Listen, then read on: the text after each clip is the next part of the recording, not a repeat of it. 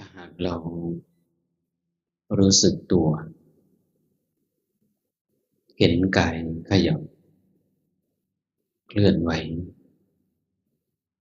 รู้สึกใจเห็นความนึกคิดที่ฟุ้งปรุงไปตามสัญญาอารมณ์เราพึงระลึกได้เลยว่าการภาวนาการปฏิบัตินั้นเจริญแน่นอนแต่ถ้าหากกายเคลื่อนไหวยืนเดินนั่งนอนกินดื่มทำพูดคิดไม่รู้สึกตัวไม่รู้สึกกายอันนั้นนะมีปัญหาเวลาความนึกความคิดใจฟุ้งปรุงเรื่องอดีตเรื่องอนาคตถ้าสติระลึกรู้ไม่เท่าทันไม่ได้เห็นอาการของกายของใจที่มันเกิดดับอยู่อย่างนั้นอันนั้นหนึ่งยาก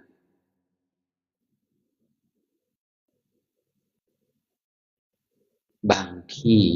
บางสำนักครูบาอาจารย์ท่านให้เดินจงกรมท่านให้เดินช้าๆเดินช้าๆเพื่อให้จิตเห็นกายเคลื่อนให้จิตเห็นกายเคลื่อนยกย่างเหยียบเวลากายเนี่ยอิริยาบถการเดินเห็นกายมันเคลื่อนลงถูกพื้นแล้วก็เหยียบกดไป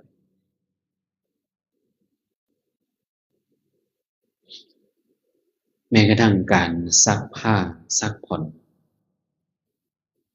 ก็พยายามรึกเห็นกายมันเคลื่อน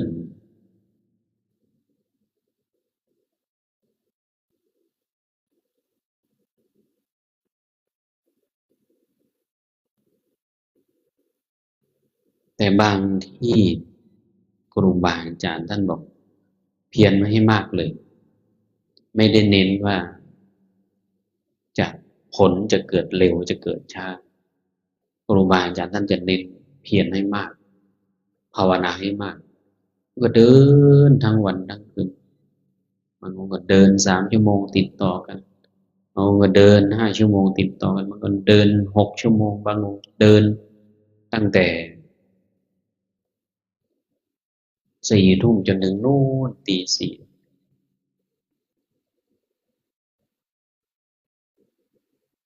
บางคนก็เพียรเดิน12 ชั่วโมงการเดินจงกรมเป็นการปลุกปลุกจิตให้มันตื่นที่ง่ายที่เป็นวิธีหนึ่งที่ง่ายคำว่าง่ายไม่ได้หมายความว่า5 นาที10 นาทีมันจะตื่นคือเป็นวิธีที่รัดสั้นที่สุดมันเหมือนกับจับร่างกายมาเขย่าเหมือนกับจับร่างกายมาเขย่าถ้าใครเคยสังเกตดูขวดน้ำนะที่พวกเราจะดื่มพวกเราอยากจะรู้ว่ามันมีฝุ่นหรือไม่มีฝุ่นเนาะขยับเขย่าเนาะน้ำขวดไหนที่เขย่าแล้วมันมีแต่ฟองเป็นฟอดขึ้นไม่มีฝุ่นนะมันก็ใช้ได้แต่ก็ได้ในระดับหนึ่งพอใช้เครื่องตรวจเครื่องตรวจมีน้ำสะอาดไม่สะอาดก็รู้อีกน้ำเป็นกรดหรือน้ำเป็นด่างก็รู้อีกใช้เครื่องตรวจในขณะเดียวกันเวลาเราภาวนาสิ่งสำคัญที่สุดอย่าได้ไปวุ่นวายกับคนอื่นแม้เราจะทำงานภายนอกอย่างพระเราบางที ครูบาอาจารย์ท่านให้ซ่อมตรงนี้หน่อยนะมาซ่อมผสมปูนผสมอะไรก็ไม่ต้องคุยกันสังเกตดูกายดูใจใครทำเป็นก็ทำเสร็จแล้วก็ทำเอาผสมเสร็จก็มาเทมาฉาบทาไปไม่ต้องคุยกัน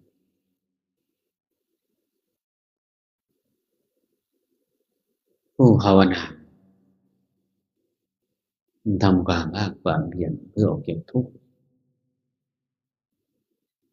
จะงานภายนอกก็ตามแต่สิ่งหนึ่งที่เห็นเป็นรูปธรรมท่านจะไม่คุยกันยิ้มระมัดระวังเปลี่ยนภาวนาเข้าไป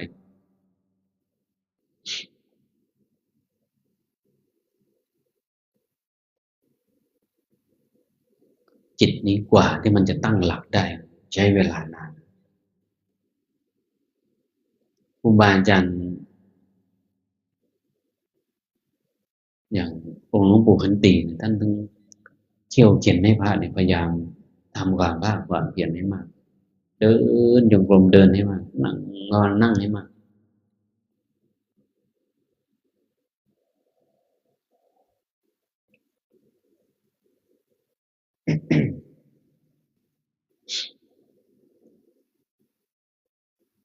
ซึ่งเวลาเราภาวนาเราเคยสังเกตอะไรไหมถ้าจิตหรือความรู้สึกนึกคิดของเราโอ้อยากจะสงบอยากจะสงบไอ้ตัวอยากมันจะเป็นตัวกั้นทันที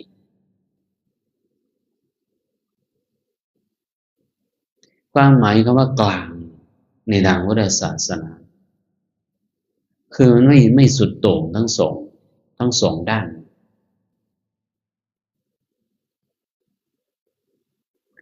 ถ้าเราตั้งใจว่าฉันจะเอาสงบให้ได้ฉันจะสงบให้ได้คือจิตถ้ามันอยากเ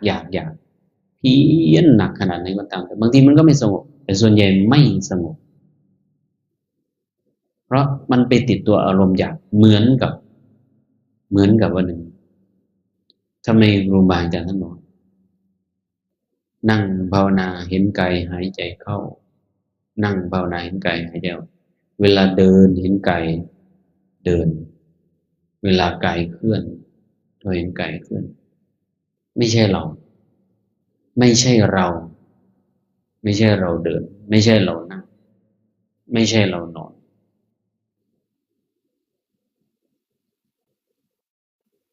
เพราะเราคำเดียวนี่แหละ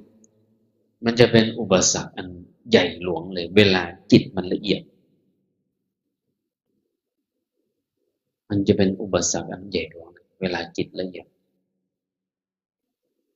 มันจะถอดความเป็นตัวตนมันถอดออกยากถอดออกยากเพราะปกติเวลาชีวิตพวกเรามันก็หลงในตัวกูของกูอยู่แล้วหลงในตัวทิฏฐิมานะครับหลงในความสำคัญตนหลงในคำยกย่องคำสรรเสริญมันหลงอยู่แล้วด้วยเหตุนี้นะท่านถึงให้เห็นกายหายใจเข้าเห็นกายหายใจออกเห็นกายเดินยกย่างเหยียบเห็นกายพูด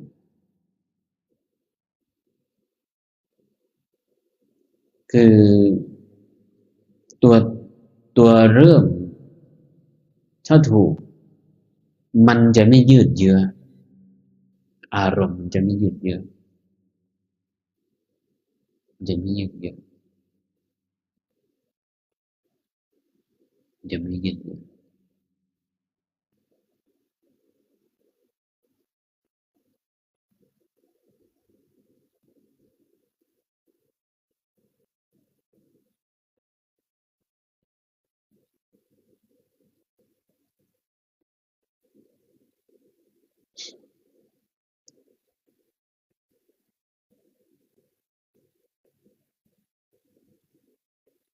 ทีนี้ในตัว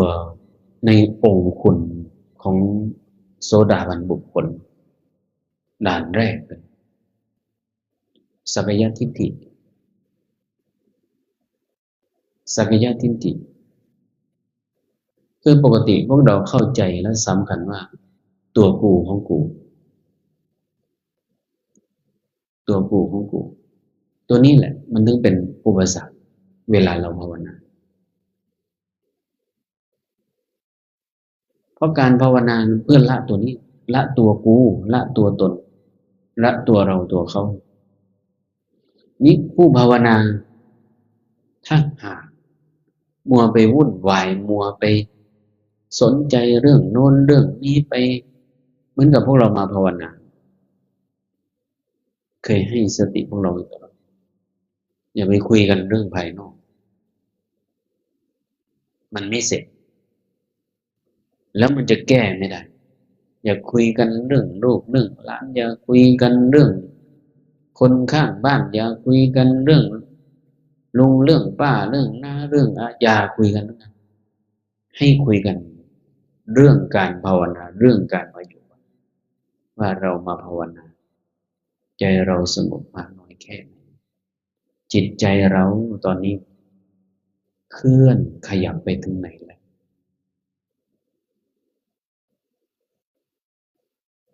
ให้มองจิตมองใจเข้ามาตรงนี้บ่อยๆ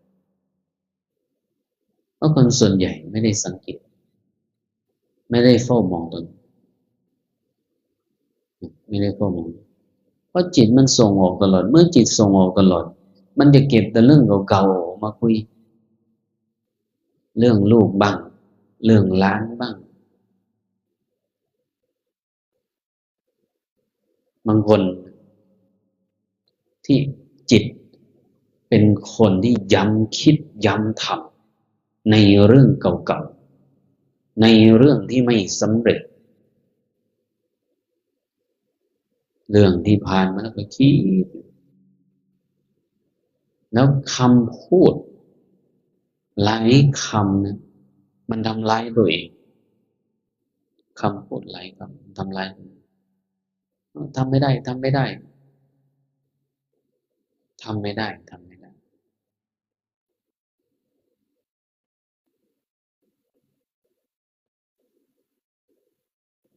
ไม่ทำไม่ทำไม่ทำอย่างเนี้ยจิตเนี่ยเมื่อมันถูกสั่งงานจากสมองซึ่งมันหยาบมากซึ่งมันหยาบมากเพราะมันขาดการไตร่ตรองเพราะมันขาดการไตร่ตรองอันนี้แหละมันถึงเป็นปัญหาเป็นอุปสรรคของชีวิตผู้ที่ต้องการจะประสบความสำเร็จ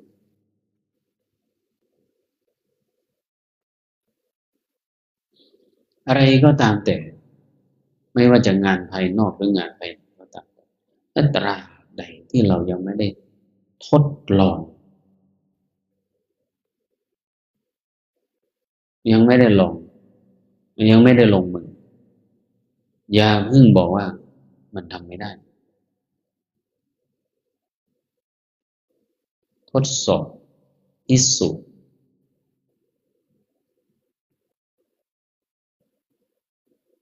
ทดสอบพิสูจน์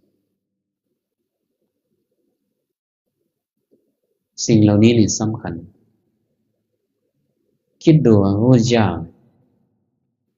พระองค์เป็นผู้รู้แจ้งโลกแล้วพระองค์ยังพูดในเรื่องของการให้สติคนทั้งหลายว่าอย่าพึงเชื่อโดยว่าสิ่งเหล่านั้นมีเหตุผลอย่าพึงเชื่อว่าคนนั้นน่าเชื่อถืออย่าพึงเชื่อว่าสิ่งนั้นคนเคารพถือกันมานานอย่าพึงเชื่อว่ามันมีเหตุมีผลพวกเนี้ยหลักการละมาสู่10ประการแต่พระองค์ให้เชื่อหรือไม่เชื่อให้ลงมือพิสูจน์ให้ลงมือพิสูจน์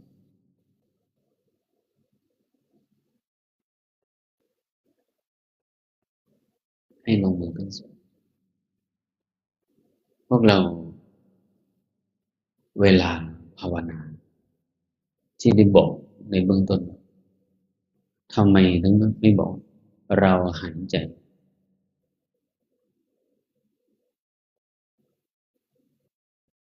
เราเดินทำไมท่านไม่พูดเพราะตัวนี้แหละมันจะไปเกี่ยวเนื่องกับคุณธรรมที่เรียกว่าสังโยชน์สามในพระโสดาบันบุคคลมันจะไปเกี่ยวข้องเลยถ้าเราพิจารณามาเห็นกายหายใจเข้าเห็นกายหายใจออกมันเห็นแค่กายกายสักแต่ว่ากาย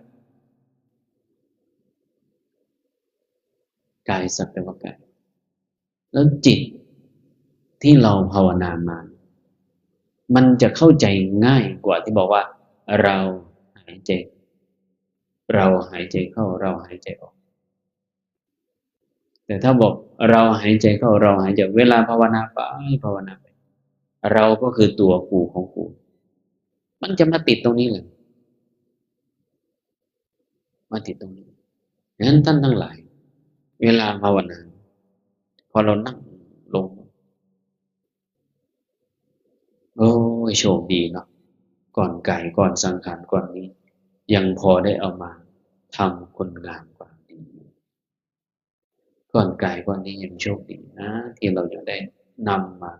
สั่งสมคุณงามความดี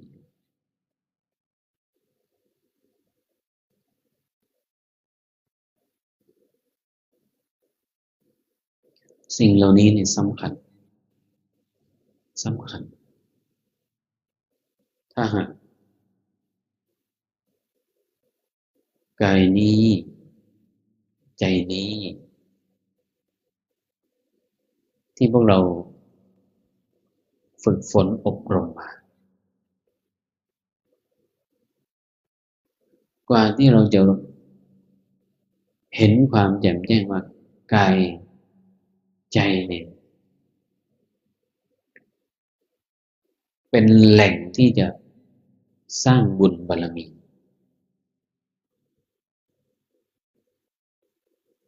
เราอย่าลืมนะว่ามันคนที่มีพ่อมีแม่เขาไม่ได้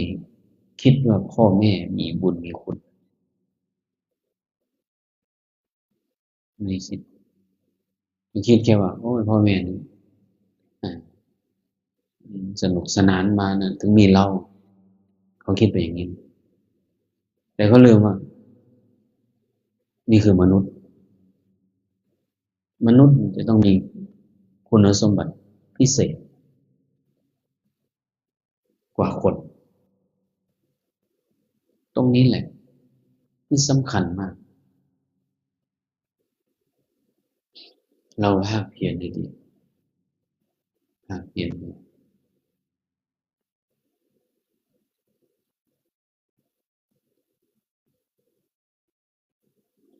ยิ่งเราเวลาภาวนาเข้าไปภาวนาเขี่ยวเข็นเข้าไปเขี่ยวเข็นเข้าไปท่านทั้งหลายพึงระลึกเลยมันไม่มีภาษาพูดมันไม่มีภาษาพูด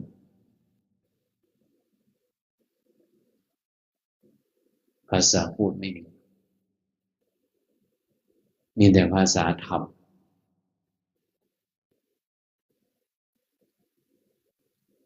เช่นกับที่พวกเราบางคนไม่เคยไม่เคยกินพริกไม่เคยกินพริก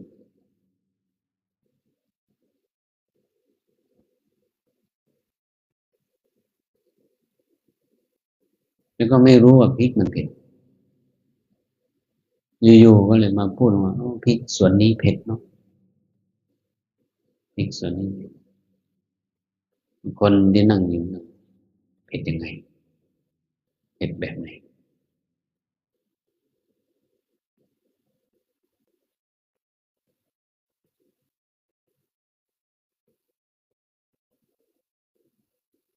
คนสุดท้ายที่สุดก็เลยลองชิมดูถึงรู้ว่าอ๋อมันเป็นแบบนี้เมื่อผู้เขี่ยวเข็นในการภาวนาในการปฏิบัติ เดินจงกรมก็เดินไม่ได้สนใจว่ามันจะเป็นยังไงเดินอย่างเดียวเพราะอะไรเอาคำสั่งที่ครูบาอาจารย์ไปเดินท่านก็เมตตาอย่างหลวงปู่ท่านเมตตาท่านบอก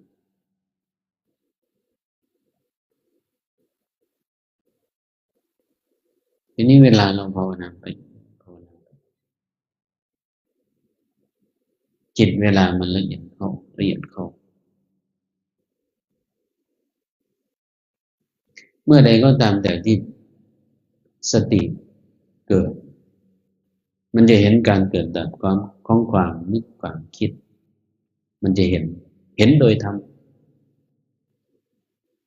เมื่อสติเกิดขึ้นทีเข้า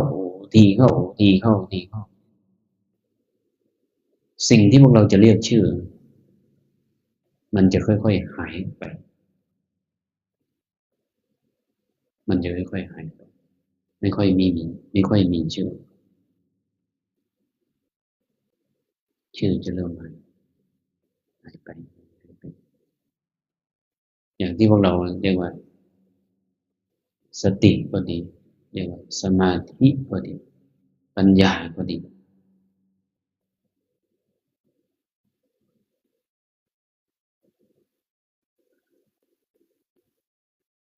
เพราะคนส่วนใหญ่เวลามีเหตุการณ์อะไรเกิดขึ้นเขาจะอธิบายให้ฟังแต่สำหรับผู้ภาวนาเรื่องภาวะภายในกับเรื่องภาวะภายนอกยังแค่เราพูดแค่เรื่องปีติสุขปีติสุขโอ้มีความสุขมีความสุขใจมีความสุขใจมันจะได้แค่นี้เราจะยังไม่เรายังเข้าไม่ถึงชื่อของคำว่าสุขนั้นเลย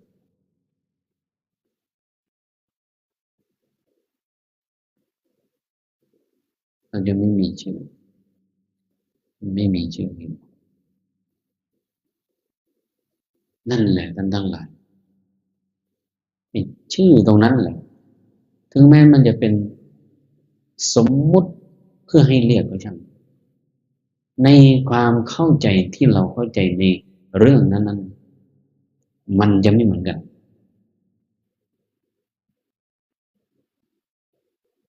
จะไม่เหมือนกัน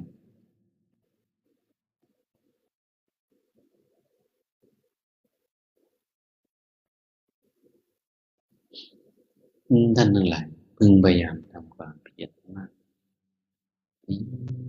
ภาวนาด้วยเหตุนี้แหละผู้ภาวนาทั้งหลายเมื่อเราเพียรต่อเนื่องเข้าต่อเนื่องเข้าต่อเนื่องเข้าต่อเนื่องเข้าภพชาติมันสั้นเมื่อภพชาติมันสั้นแม้นภาวะของธรรมที่มันเกิดแม้นภาวะของธรรมที่มันเกิดพวกเรายังไม่อยากจะรู้ชื่อเลยเพราะอะไรเพราะมันเสียเวลามีแต่อยากจะภาวนาต่อพุทโธพุทโธมีแต่ภาวนาต่อนั่นถ้าหากรู้ว่าแค่จะมาแค่นี้เดินมาแค่นี้ภาวนามาแค่นี้จิตมันจะไม่ไปต่อ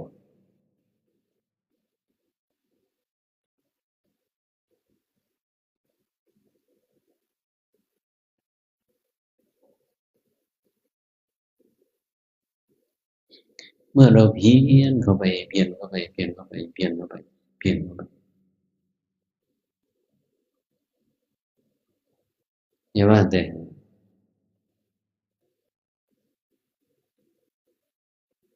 เรื่องที่มันยาวๆกินระยะเวลานานเป็นชั่วโมงจิตดวงนี้มันเห็นประโยชน์ว่าการภาวนาการปฏิบัติเพื่อความพ้นทุกข์อันไหนที่มันไปซ้ำของเดิมจิตมันจะไม่ฟังอีกอันไหนที่ฟังแล้วจิตมันอ่านอันไหนที่ฟังแล้วจิตมันเกิดความแช่มชื่นเกิดความปีติจิตดวงนั้น มันมีแต่จะเพิ่มเติมเหมือนกันเราจะนั่งหลับถ้าหากกายใจของเราเพียรภาวนาเพื่อออกจากทุกข์มันเป็นระยะทางที่สั้นที่สุดเป็นแนวทางที่สั้นที่สุดมันจะทำให้จิตทำให้ใจของเราเกิดความสงบได้แต่เมื่อใดก็ตามแต่ที่พวกเราภาวนาแล้วทิ้งช่วงภาวนาแล้วปล่อยภาวนาแล้วนี่คือพูดไงคือเดี๋ยวเข่งบ้างเดี๋ยวหย่อนบ้างเดี๋ยวเกี่ยวหย่อนบ้างเดี๋ยวเข่งบ้างอย่างนี้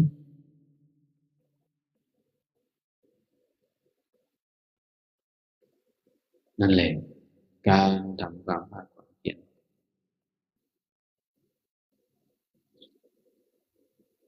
ท่านไม่ให้รอ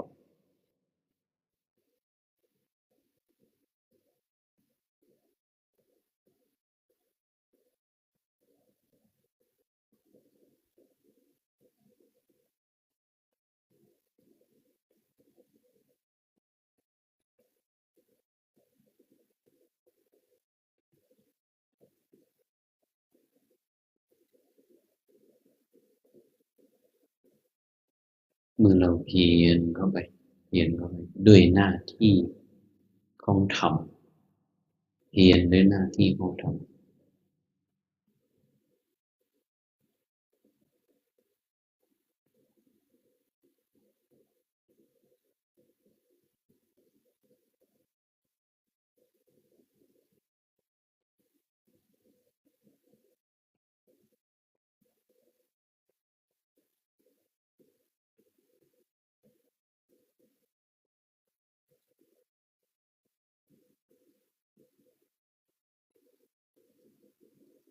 เมื่อเราเพียรเข้าไปเพียรเข้าไปด้วยหน้าที่ของธรรมมันเหมือนกับแม่ไก่แม่ไก่ที่มีความรับผิดชอบในการทำความภาคความเพียร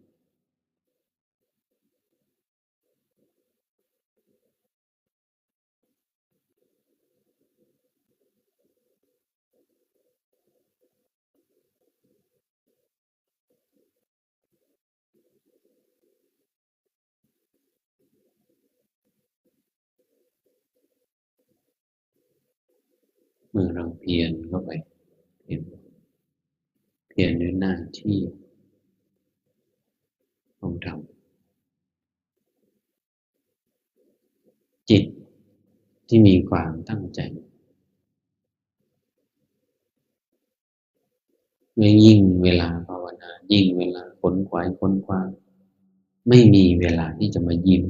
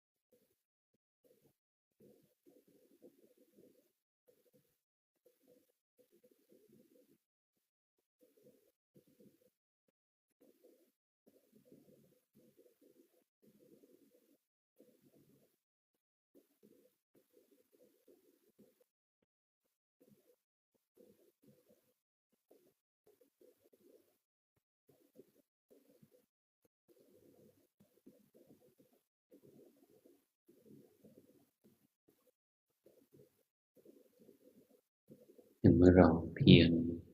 ต่อเนื่องเข้าต่อเนื่องเข้าต่อเนื่องเข้าต่อเนื่องเข้าจิตอยู่กับปัจจุบันนานเข้านานเข้า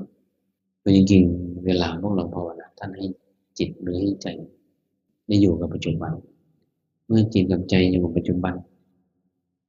มันไม่ซ้ายไม่ขวาเป็น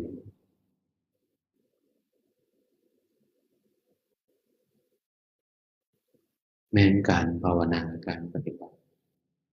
เราจะไม่อยากได้ไม่อยากรู้ไม่อยากเป็น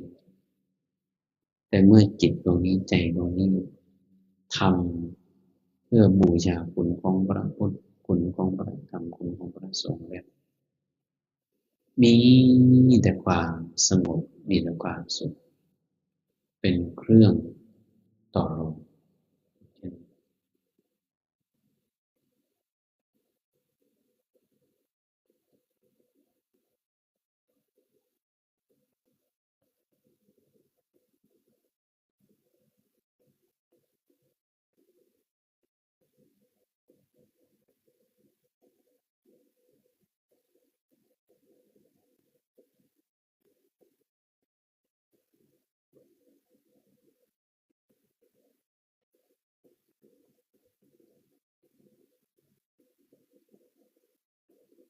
เมื่อเราเพียรเข้าไป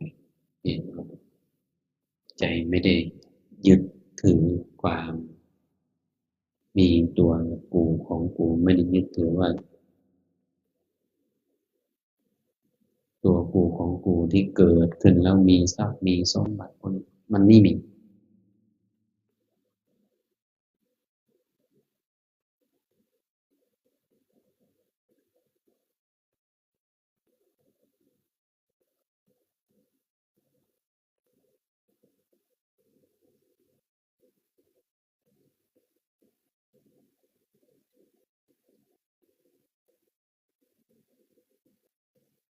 เพียรเข้าไป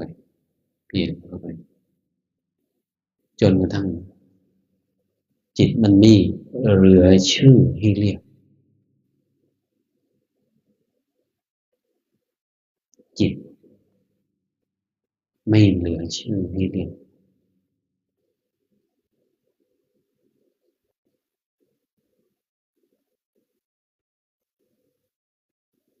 เมื่อเราทำความภาคความเพียรด้วยความต่อเนื่อง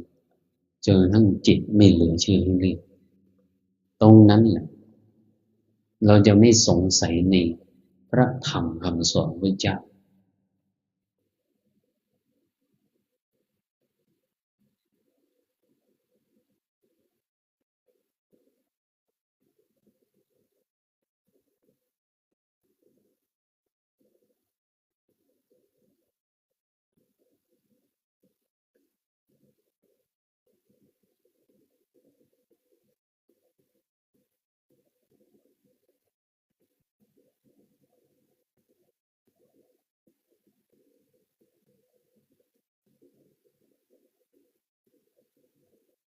เมื่อมันไม่มีชื่อเรียกมันมีแต่สัญลักษณ์ของใจเท่านั้นที่จะมองเห็น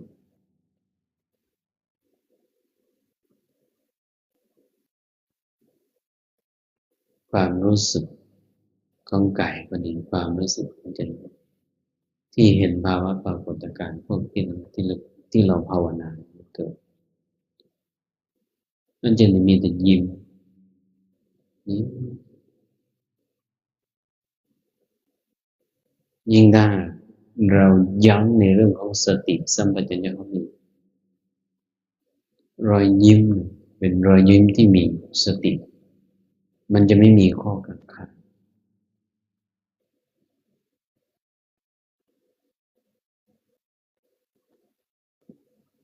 ไม่ว่าองค์ไหนก็ตามแต่ที่เขี่ยวเข็นเข้าไปเขี่ยวเข็นเข้าไปเขี่ยวเข็นเข้าไปเขี่ยวเข็นเข้าไปพอจิตมันเด่นชัดขึ้น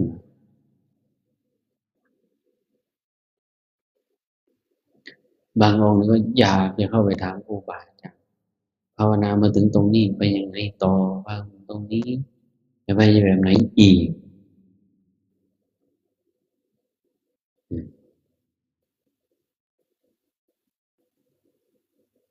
ท่านมีแต่จะเขี่ยวเข็นแต่พอเรามองมาที่กายที่ใจเราไม่ห่วงเล่นท่านจะภาวนาก็ภาวนาท่านจะภาวนาภาวนาแล้วเมื่อจิตมันรองรับของกายของใจตนมันเห็นภาวะที่มันเกิดดับไม่มีชื่อเรียก รือภาวะธรรมก็ตามที่ไม่มีชื่อเรียก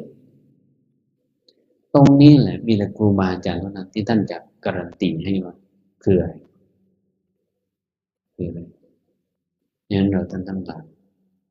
อย่าได้ขี้เกียจขี้คลาดพึงเพียรภาวนาด้วยความตั้งใจเพียรภาวนาด้วยความอดทนในการทำความภาคความเพียรเพราะสิ่งเหล่านี้ถ้าหากพวกเราไม่ทำจะไม่มีโอกาสได้มาภาวนามาปฏิบัติเคยเห็นข้าราชการกรมพอเกษียณอะไรในการจะได้แบ่งจะได้แบ่งเวลาจะได้มีเวลาไปภาวนาไปประพฤติไปปฏิบัติแต่พอถึงเวลาจริงไม่มาไม่มาไปทำมันโน้นบ้างไปทำมันนี้บ้างไปสร้างโน้นบ้างไปสร้างนี่บ้างเพ้อตัวเพ้อใจทำ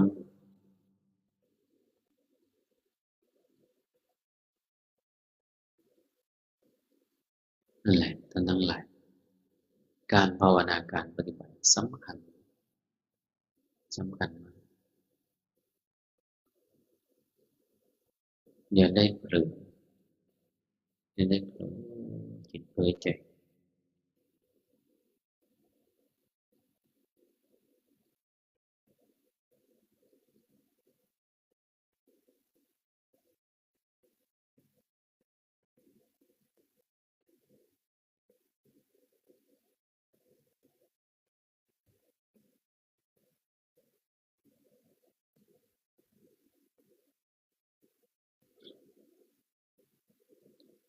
เมื่อเราเพียรเข้าไปเพียรเข้าไปเพียรเข้าไป ชื่อที่เราอยากจะได้ยินมันก็จะน้อยเข้าน้อยเข้าเพราะฉะนั้นจิตมันจะรู้เลยโอ้เรียกชื่อแบบนี้ว่าแบบนี้ผิดเรียกชื่ออย่างนี้ว่าชื่อแบบผิดมันจะมีภาวะของมันให้เรียกชื่อนั้นเวลาเราภาวนาเวลาเราปฏิบัติท่านถึงให้เพียรด้วยความตั้งใจอย่าได้ขี้เกียจขี้คร้านให้ต่อยอดของการภาวนาต่อยอดของการเคี่ยวเข็นเข้าไปอย่าปล่อยให้กิเลสคืออารมณ์หลงมาทำลายเพราะเคยเห็นพระบางรูปที่เคยเข้ามาบวชมาภาวนาพอใกล้ออกพรรษาอยากจะออกอยากจะไปทำอันนั้นอยากจะไปทำอันนี้ยายก็แก่ลูกก็เล็กแม่ก็แก่แล้วหาแต่เรื่องมาหลอกก็ดูมาแต่เรื่องมาหลอกมาลงถึงการภาวนาการปฏิบัติมันก็ไปไหนมาไม่ได้นอกเหนือจากไปไหนมาแล้วก็ยึดอยู่ที่ตัวกูของกูนี่สำคัญมากถ้าหากเราเพียรภาวนาด้วยความตั้งใจเพียรภาวนาด้วยความตั้งใจแม้นชื่อของธรรมก็ดีชื่อของกระแสความรู้สึกนึกคิดก็ดีจิตตรงนี้จะไม่ได้สร้างอกุศลนี้เกิดขึ้นในจิตในใจอย่าง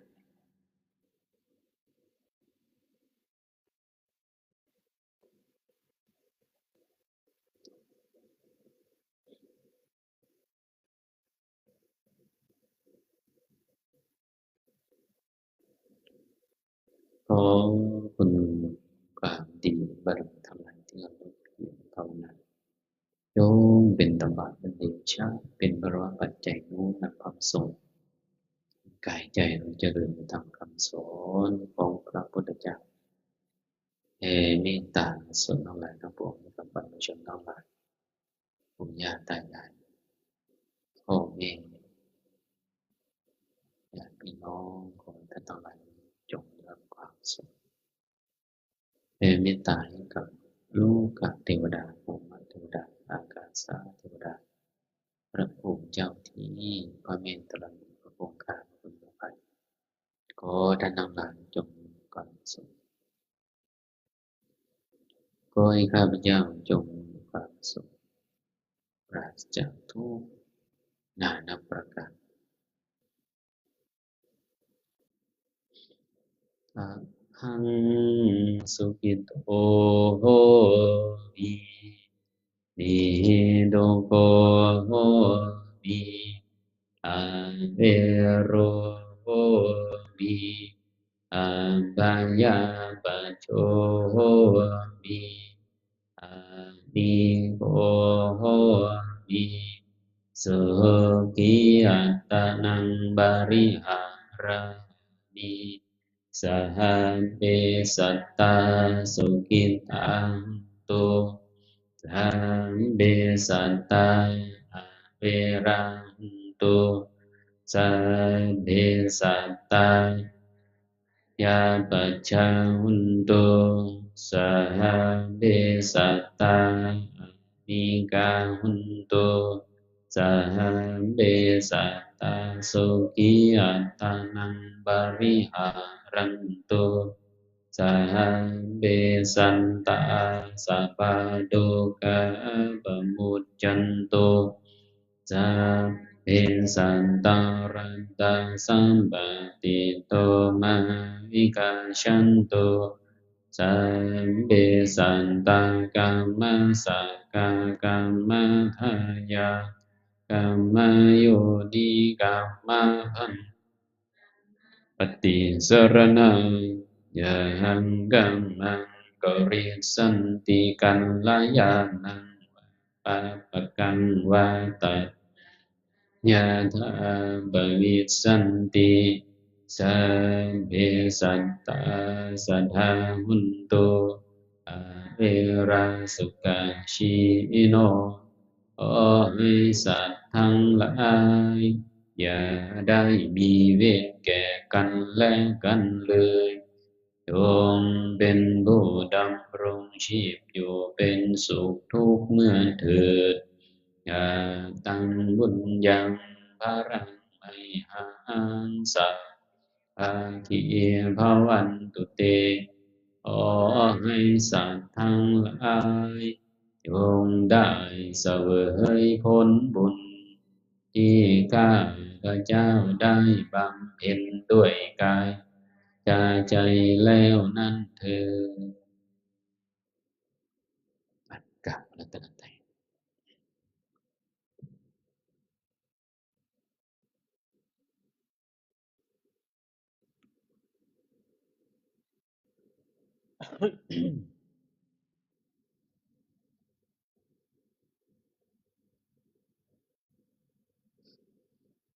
กราบหลวงปู่